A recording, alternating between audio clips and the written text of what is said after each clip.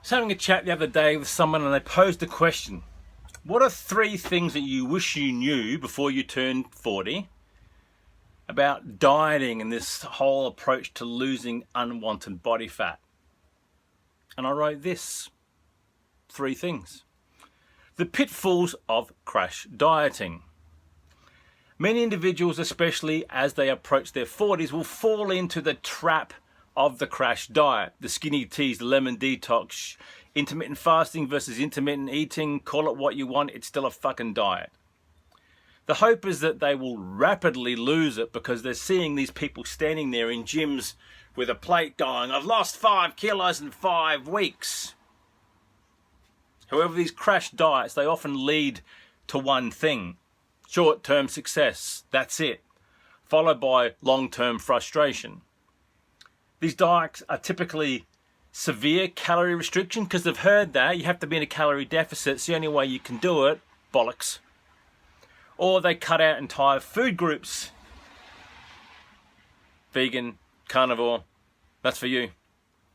Which can be unsustainable and may cause some other things like nutrient deficiencies. Now, not advocating for one versus the other. I'm just giving you those 2 examples because they are the 2 most polar opposites that are out there.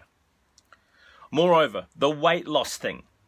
During crash dieting, it's often water and it's often muscle. Because you're crashing your system, the body's going, fuck it, I need to get rid of the stuff that's expensive to keep. That's muscle. Go back and look at the last couple of video posts that we talked about the importance of it and therefore why it gets jettisoned first. It's not really fat. You'll lose a little tiny bit and therefore it results in a metabolic rate decrease and an increased likelihood of regaining the weight when you return to normal eating habits. Normal for you might be binging, who knows? Look at Biggest Loser. I think the record is that there is one person throughout the history of the whole series that's actually continued this. Everyone else has rebounded back. Not a great advertisement for that approach. Number 2, the negative impact of poor dieting on your metabolism. We've said this before. It is essential to recognize that poor diet aimed at fast results can actually harm your metabolism, particularly as you age and as you get a bit older, because you've got to chew your food a bit more. When you drastically reduce calorie intake or adopt some extreme dietary measure, your body interprets this as a threat. We just talked about that, and responds by slowing down the metabolism to conserve energy. You look at people on a hunger strike, they don't fucking move.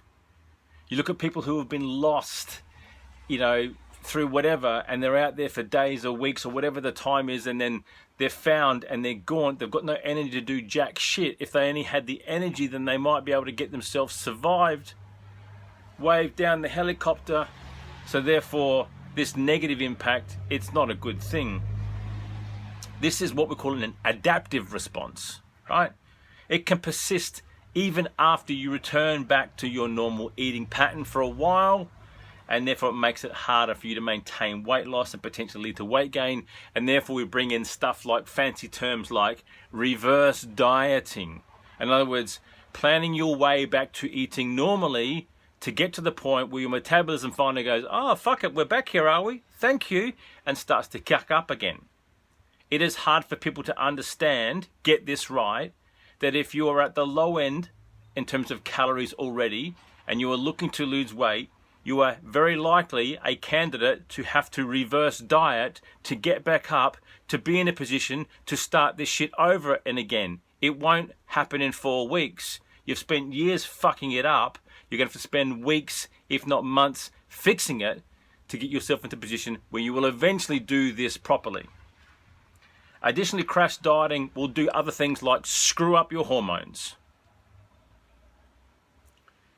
That also impairs metabolism. Never mind, you've heard the term hangry. A bitch, a bastard, a prick, a C, whatever you want to call the person when all those things are out of whack. You risk metabolic health impacts, insulin resistance, thyroid dysfunction, all those types of things out there. They are shit things to have and to have to deal with by taking multiple pills, potions and magic lotions for the rest of your life just to regulate the stuff that you fucked up in the first place. Now, the importance of slow, sustainable, let's call it dieting behaviors, and therefore the preservation of muscle mass is probably the better option for you. As we age, preserving muscle becomes increasingly important for overall health and metabolic function. We've said this before. Therefore, a good diet for an individual in their 40s might be slow, sustainable weight loss, preserving muscle as we go. Last couple of posts, go read them. Go listen to them. This approach involves making gradual changes to your eating habits, lifestyles, BLG, basic lifestyle goals, people. Focusing on nutrient-dense foods, i.e. whole foods, not shit in a packet. Incorporating regular exercise, that could even be for you, just simply brisk walking, take the dogs out. I've got 2, come and borrow them for an afternoon. But also include some resistance training. Build the strength, adapt to the stress, let the muscles get better, stronger, fitter, faster, whatever.